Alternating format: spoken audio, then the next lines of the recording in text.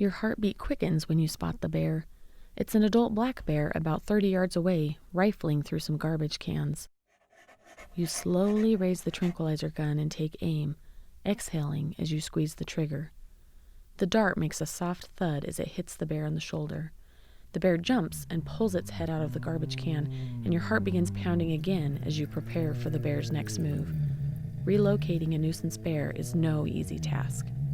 This is Wild, a Utah Division of Wildlife Resources podcast. I'm your host, Faith Heaton Jolly, and this is episode 1, Catching a Bear.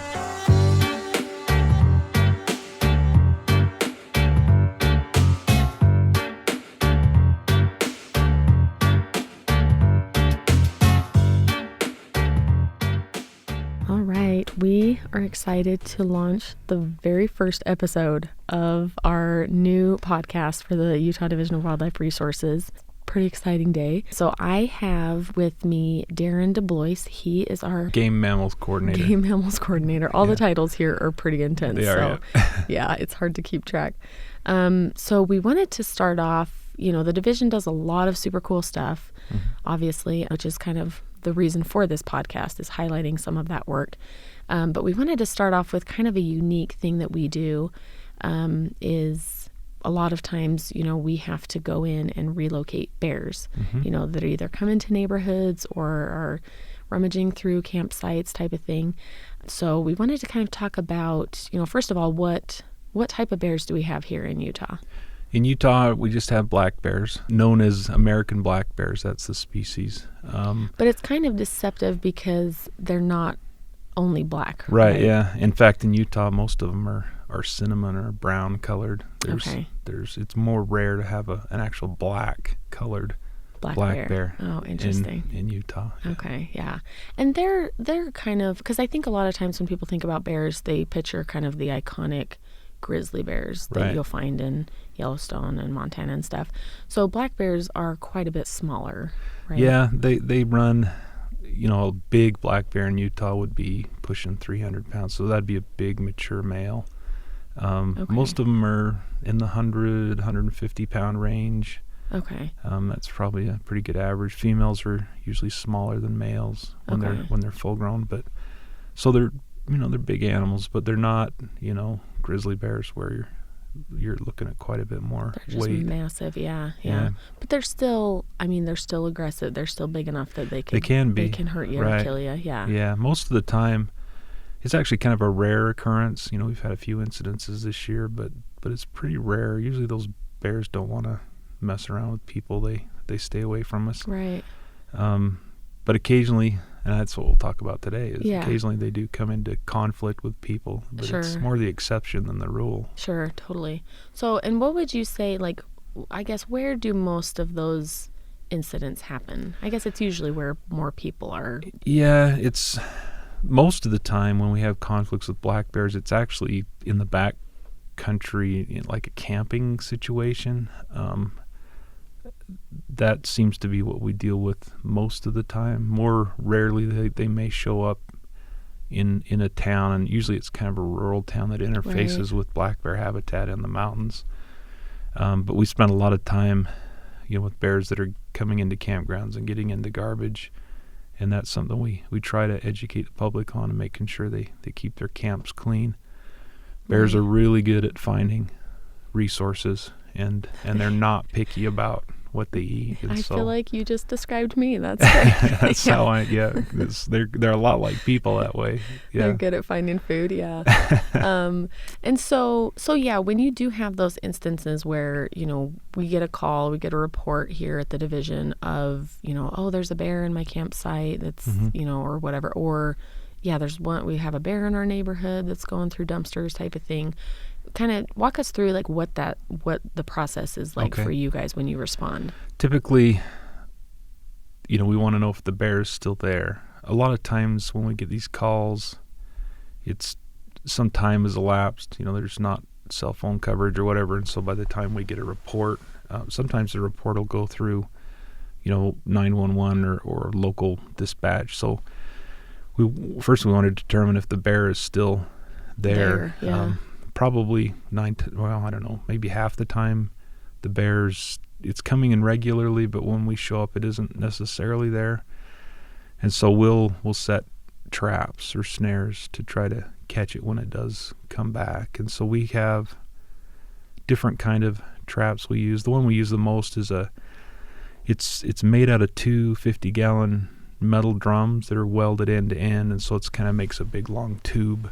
Yeah. And then on one end is it's kind of a guillotine kind of door, if that's descriptive. Yeah. It's a door that is latched, and so when the bear goes to the back end away from the door and pulls on a bait, it allows the door to fall. Gotcha. And that's how we capture them that way. Okay. So with the traps. And what kind right. of baits do you guys typically use? We usually use what works really well is some kind of pastry. So we'll use donuts and see, they are just like me. yeah, we used to go get the old sheet cakes from the grocery store, and you put them in a 5-gallon bucket, like one of those Home Depot orange buckets, and just mix the frosting and the cake all together, and you use that.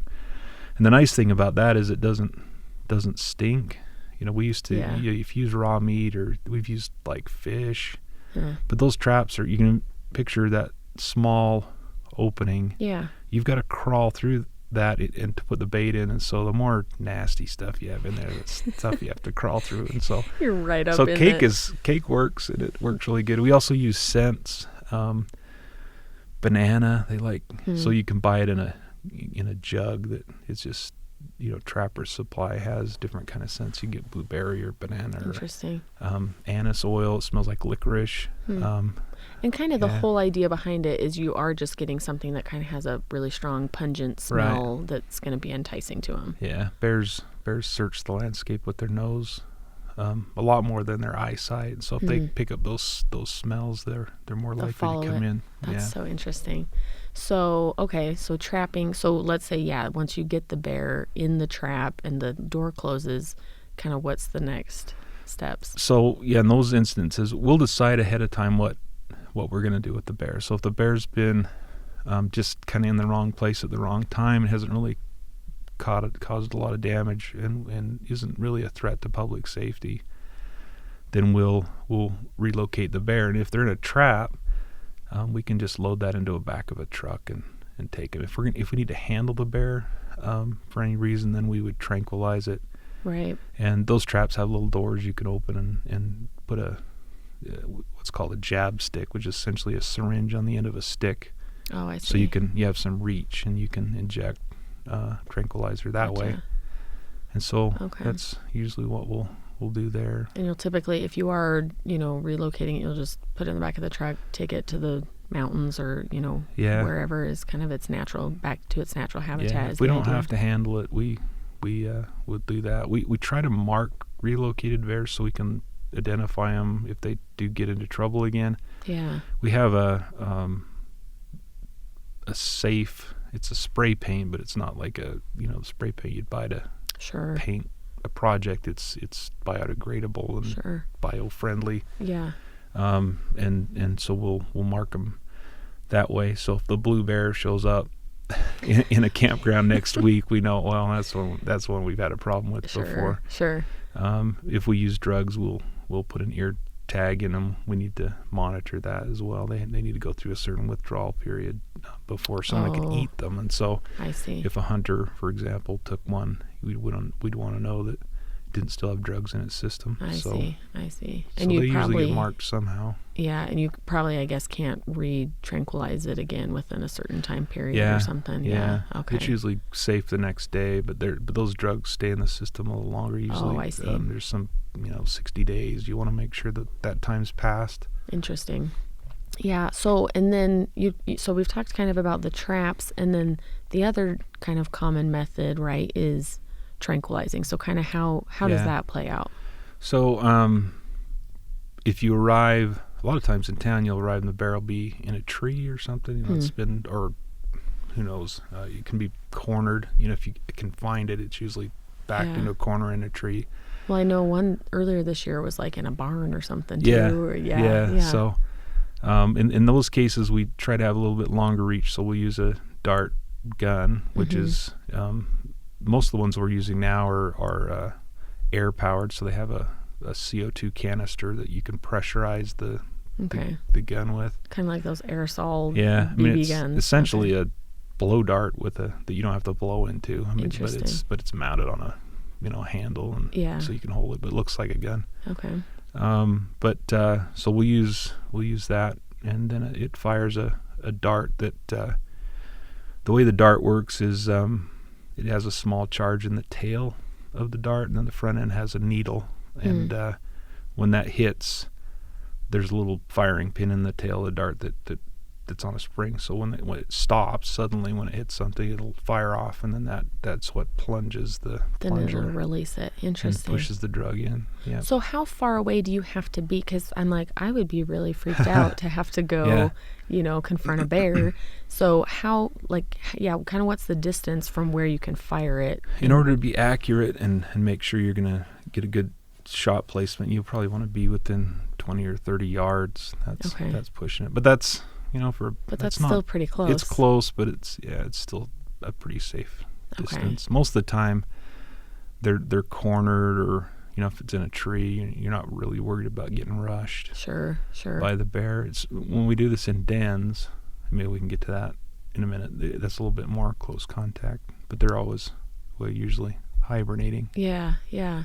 So, and have you ever? Because you kind of mentioned that black bears aren't typically that aggressive. They're usually a little more scared of people. But have you ever had an incident where you've been trying to go, respond to relocate, and you've had one kind of charge you before you shot off? I haven't, but I know.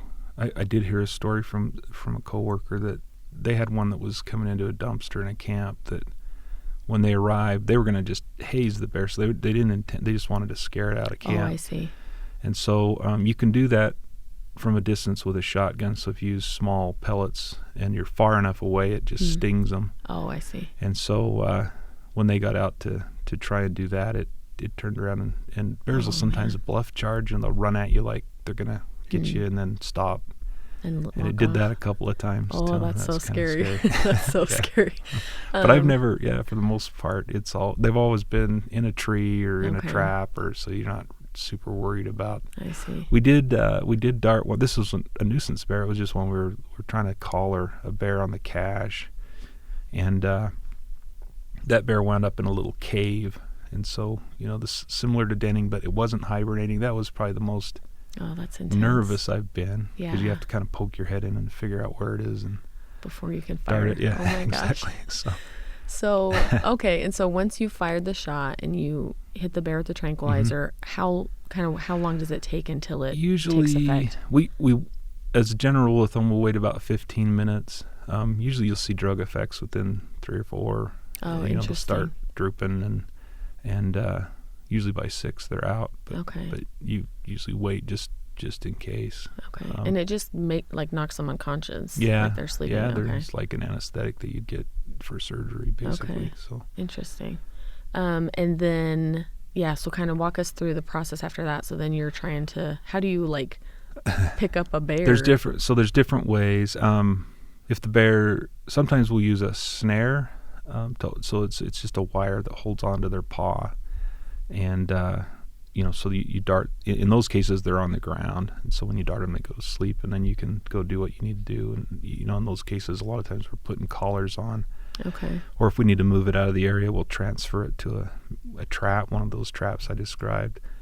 Depending on the weight of the bear, most of the time it's pretty easy to get 3 or 4 people, and you can pick. And it we use it's a tarp. It's not one of those blue tarps that you're familiar with that kind of fall apart, but it's one that we've had made. It's canvas and it's got handles on it. Oh, okay. So you can transfer the animal that, and everybody has an easy way to lift up, and then we'll move it over and put it in the trap. And then the drugs we use can be reversed. So after a certain amount of time, you can give it an antidote, and it'll wake up.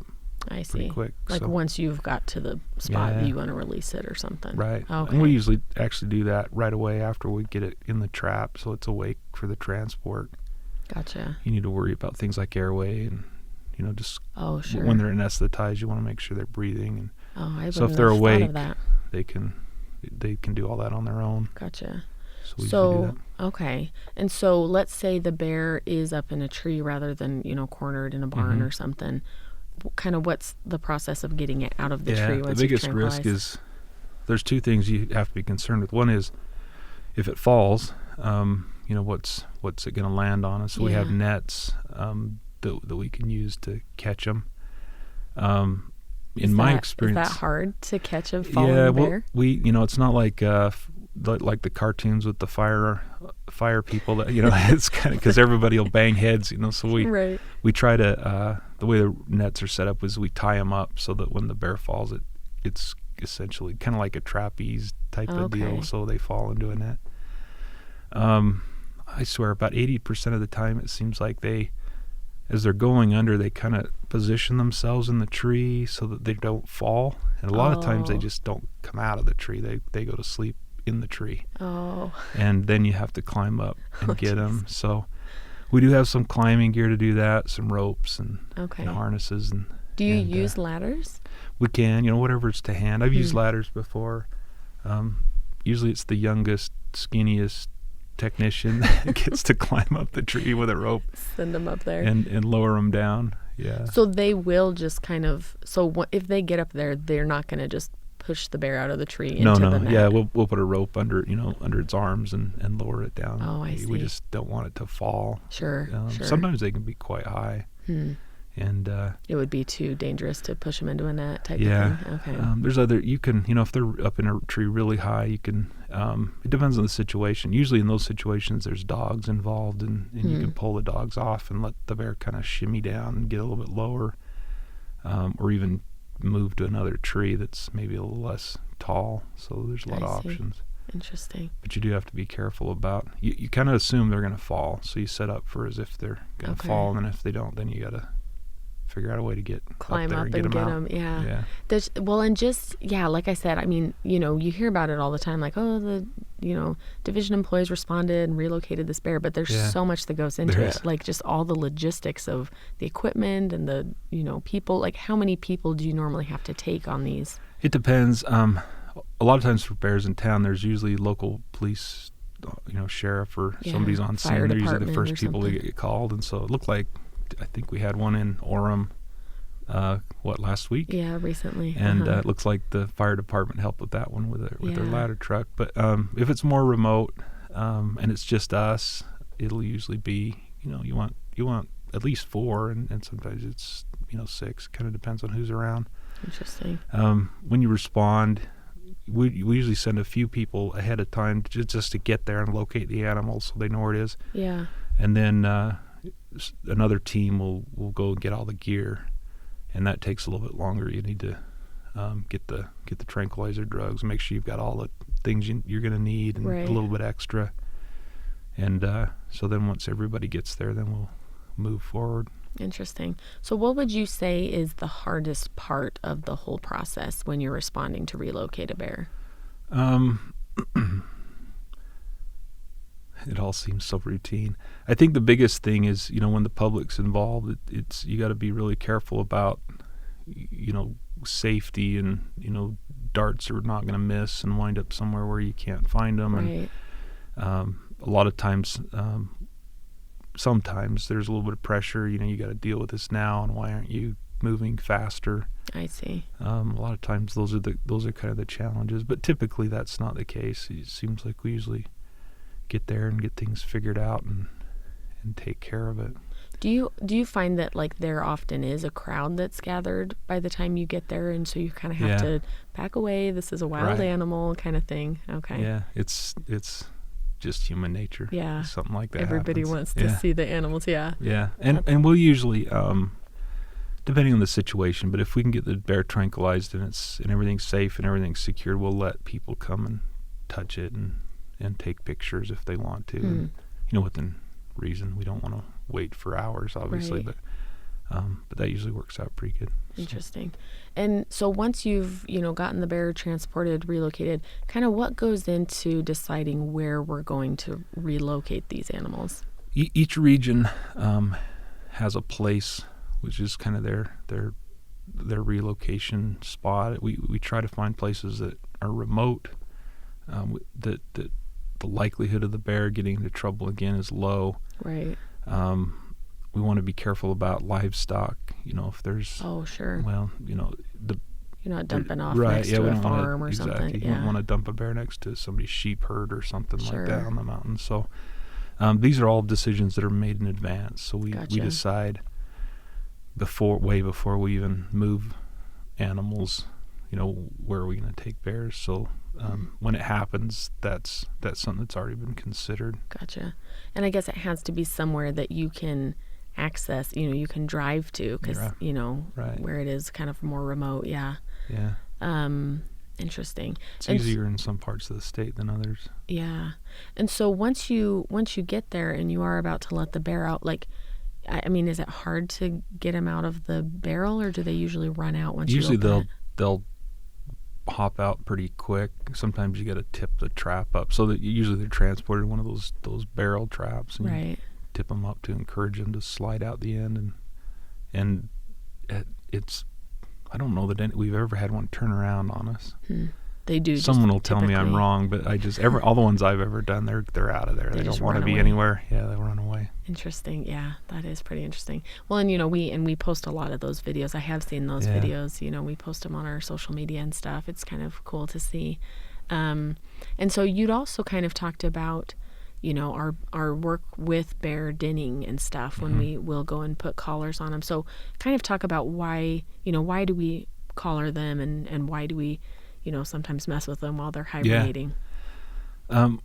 We changed the focus a little bit on that, and we're actually talking about, with the technology, the way it's changed, we can actually monitor and follow these bears in, not real time, but day to day, and that's stuff that we haven't had in the past. So in the past, the emphasis on this denning is to look at reproduction, and so bears will have their cubs, if they're going to have cubs, in the den, usually in January or early February. So we try to go in February or early March and visit these collared bears in the den. So the female will be hibernating, and then we look to see if they have cubs, and we'll get measurements and monitor that.